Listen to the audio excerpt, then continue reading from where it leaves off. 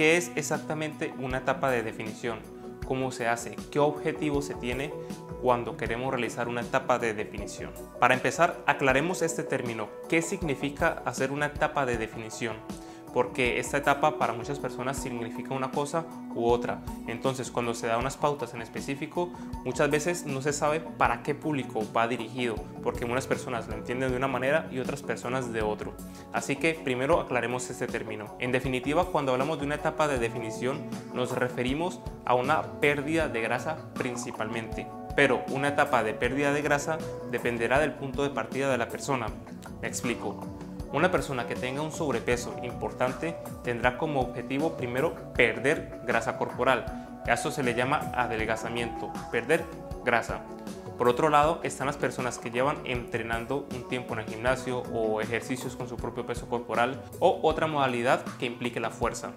Cuando una persona aumenta la masa muscular y también tiene un porcentaje de grasa corporal relativamente alto, esta persona va a hacer una etapa de definición.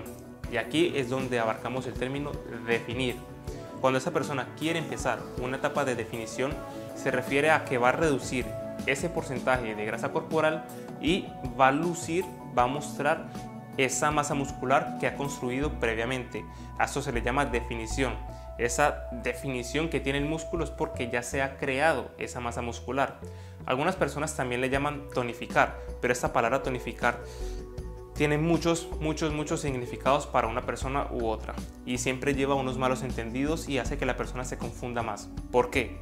Para que un músculo se vea definido, para que se vea ese músculo, primero hay que construir músculo y segundo hay que tener poca grasa corporal. ¿Por qué? Para empezar, nuestro cuerpo, nuestra estructura, la podríamos dividir por capas para entenderlo mejor. Primero estaría la masa muscular. Después de esta masa muscular se encuentra la grasa subcutánea y esta grasa subcutánea después sigue la piel. Si lo vemos de lado, nos daremos cuenta que a mayor porcentaje de grasa corporal tenga la persona, la piel se aleja del músculo. Entonces, si esta piel se aleja, va a perder lo que muchas personas le llaman definición, porque hay una gran interferencia. Pero si una persona tiene poca grasa corporal, la piel se va acercando más y más al músculo y va a tomar la forma que tenga el músculo. Pero para que se vea más definido, este músculo tiene que haber crecido para que se vea esa definición, como muchos le llaman, esa tonificación. Entonces, para tener un músculo definido, tonificado, como lo quieras llamar, se necesita primero haber construido, tener esa base muscular para poder que se vea ese relieve.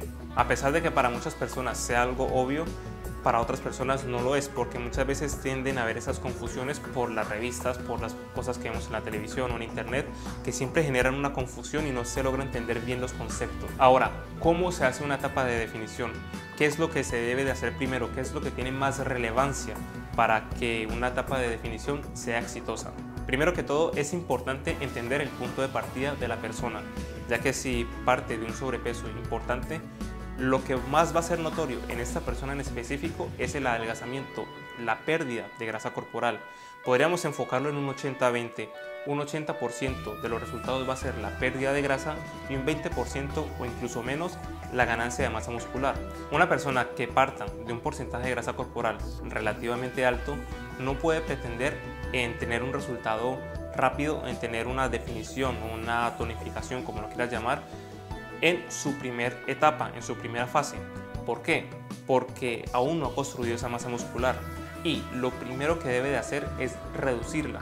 Entonces, la razón por la que se debe de enfocar primero en perder grasa corporal es porque su entorno hormonal no es favorable para la construcción de masa muscular.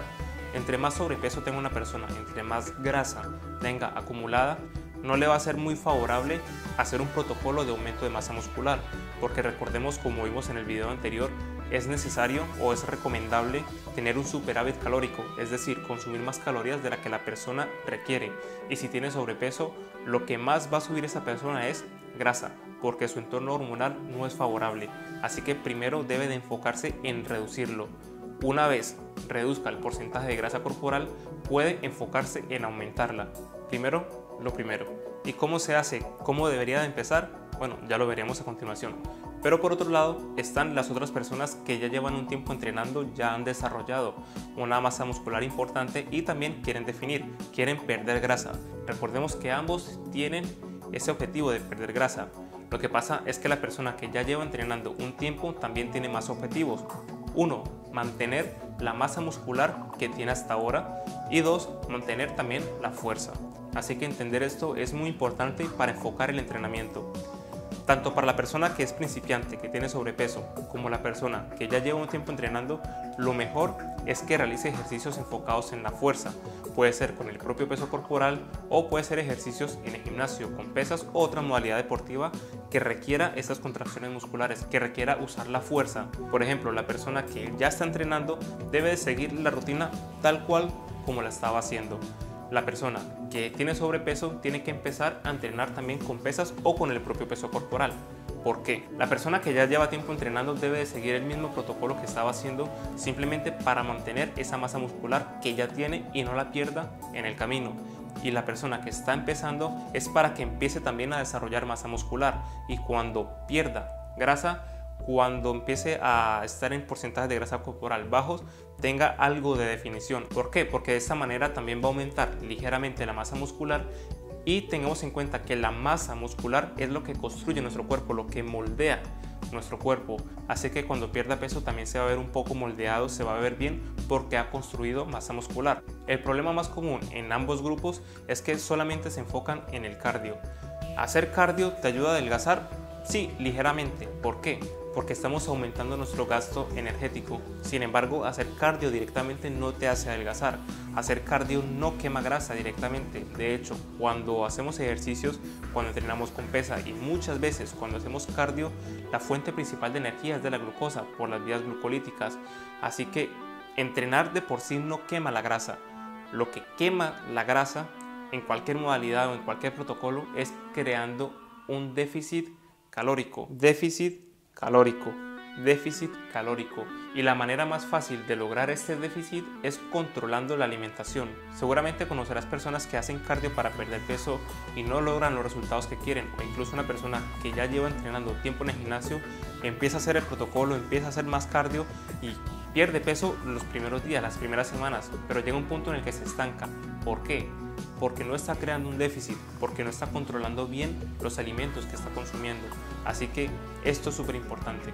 Aunque ya he hecho varios videos explicando qué es la grasa corporal, cómo funciona y otros detalles, quiero resumirlo de la siguiente manera, pero también te recomiendo que los veas si quieres profundizar en el tema. La grasa corporal que tenemos en nuestro cuerpo es la reserva energética más grande que tiene nuestro organismo.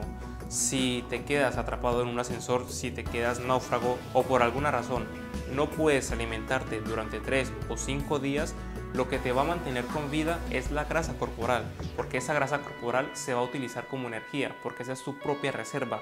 Hay personas que tienen más reservas que otras, es decir, tienen más grasa que otras. ¿Por qué? Porque consumen más energía que las otras personas y esto puede ser por muchos motivos, pero la cuestión es que tiene grasa acumulada. La única manera de que esta grasa sea utilizada es creando un déficit, es creando esta demanda energética, que el cuerpo se vea obligado a tomar esta grasa como fuente de energía. ¿Y cómo se hace? Imaginemos lo siguiente, si por ejemplo tú tienes un automóvil y todos los días recorres 10 kilómetros y estos 10 kilómetros necesitas 1 litro de gasolina, en el hipotético caso, si en vez de usar 1 litro empiezas a utilizar 1,5 litros, todos los días te va a sobrar medio litro. Si hacemos esto durante varios días consecutivos, llegará un punto en que vas a tener muchos litros acumulados porque no se están utilizando. Bueno, esto pasa cuando una persona sube de peso, está consumiendo más calorías de las que está gastando. ¿Cómo hago para perder esa grasa? ¿Cómo hago para utilizar este combustible? Usando el mismo ejemplo, podríamos tener dos opciones. 1. En vez de recorrer 10 kilómetros, recorrer 15. De esa manera ya no necesitarías 1 litro de gasolina, sino 1,5 litros. Y de esta manera, poco a poco va a ir utilizando esa cantidad de litros que tiene acumulada. Y esto es lo que hacemos cuando empezamos a entrenar. Si tenemos unos requerimientos diarios al momento de entrenar, al momento de aumentar nuestra actividad física, nuestro gasto es mayor. Y cuando nuestro gasto es mayor y la ingesta calórica, es decir, lo que estamos comiendo, es igual, por un lado vas a perder grasa corporal o simplemente vas a dejar de subir de peso, porque como el gasto se eleva, también empieza a consumir de sus propias reservas. Entonces, cuando una persona empieza a entrenar en el gimnasio, empieza a aumentar su gasto energético. Si antes necesitaba 2000 calorías, por ejemplo, ahora necesitará 2300, 2500, 2700 calorías, dependiendo de la intensidad del ejercicio y el tiempo que lo haga. Si el gasto calórico aumenta y la ingesta, es decir, lo que comes, se mantiene, esta persona empezará a perder peso porque el gasto supera la ingesta. Entonces, el resto de calorías que el cuerpo necesita por ese ejercicio que está realizando, por toda la actividad física del día, el cuerpo automáticamente empieza a utilizar la energía de sus propias reservas. Tenemos que crear este déficit. Si no hay déficit, tu cuerpo no se siente obligado a utilizar sus propias reservas. Entonces es muy importante controlar la alimentación. Como lo dije en el video anterior sobre la etapa de volumen, debemos de monitorizarlo, debemos de controlarlo. ¿Por qué? Por el término homeostasis. Te pongo este ejemplo para que lo entiendas un poco mejor. Imagina que empiezas a correr debajo del sol. Al momento de aumentar la temperatura, tu cuerpo va a tratar de compensarlo. Empezarás a sudar.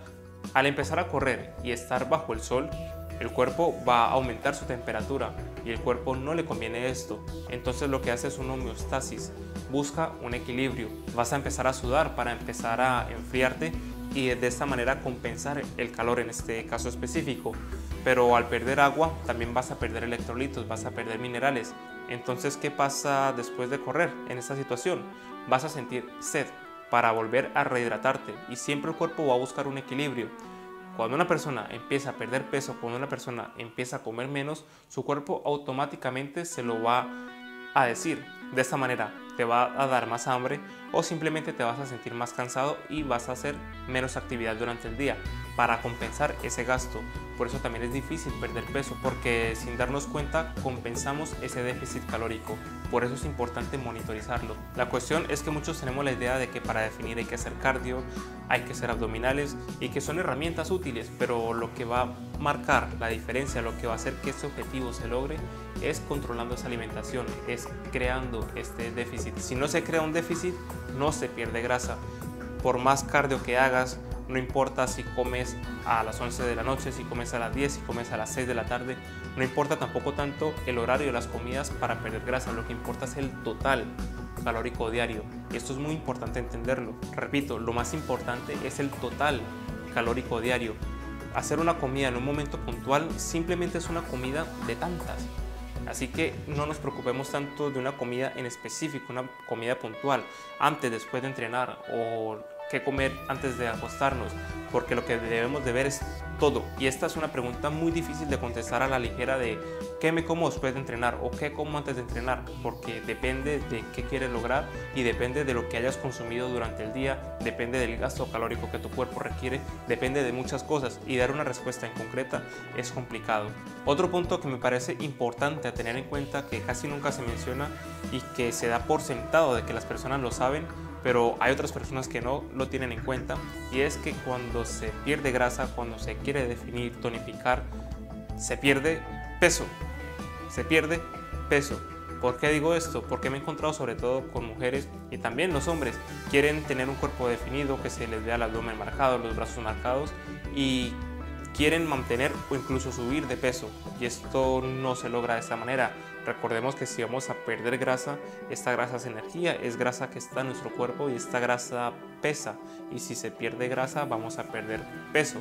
Así que esto es un punto a tener en cuenta y posiblemente te sorprenda la cantidad de peso que debe de perder una persona para estar definida. No estamos hablando de tener un abdomen plano, sino un abdomen marcado, que ya se vea este abdomen, que se vea definido. Por ejemplo, recuerdo la primera etapa de definición que realicé y empecé con 83 kilos y pensé que con 77, 78 ya iba a tener el abdomen marcado, y era una total equivocación, porque a los 75 kilos, es decir, te había perdido 8 kilos, fue cuando se me empezó a ver más definido, y fue cuando llegué a los 72, 73 kilos cuando ya se veía más marcado y tuve que perder 10 kilos Y claro, cuando le informas a una persona todo lo que debe de bajar para estar definido, lo que debe de hacer para estar definido, muchas veces no lo cree o simplemente se echa para atrás por la cantidad de peso que debe de perder, porque no es tan fácil y no es algo que se logre de la noche a la mañana, porque lo queremos lograr todo de una vez. Normalmente una etapa de definición puede durar 6 semanas si no tiene mucho sobrepeso, si está en un porcentaje de grasa corporal relativamente bajo, o incluso puede durar 1 año o 2 años dependiendo del porcentaje de grasa corporal. Pero para dar una idea general suele ser entre 3 y 6 meses de déficit calórico constante para que se vea un buen resultado, una buena definición. Pero bueno, supongo que si estás interesado en el tema y quieres informarte un poco más sobre la etapa de definición, cómo hacerla, qué pautas debes de tener en cuenta, realizaré un segundo video explicándolo mejor y te regalaré una guía para que sepas qué hacer para realizar una etapa de definición y la puedas controlar de una mejor manera. Espero que esta información haya sido de tu agrado. Si tienes alguna inquietud, pónmela en los comentarios. No olvides suscribirte a mi canal y nos vemos en la próxima.